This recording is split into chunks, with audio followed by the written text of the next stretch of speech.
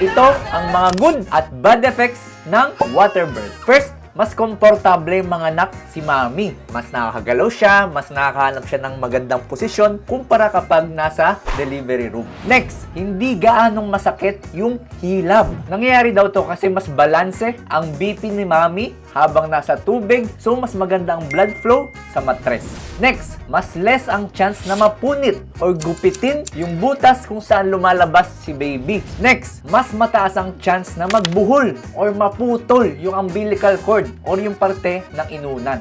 Next, pagdating sa risk of infection kay baby, wala masyadong pinagkaiba yung nanganak sa delivery room at yung nanganak sa tubig.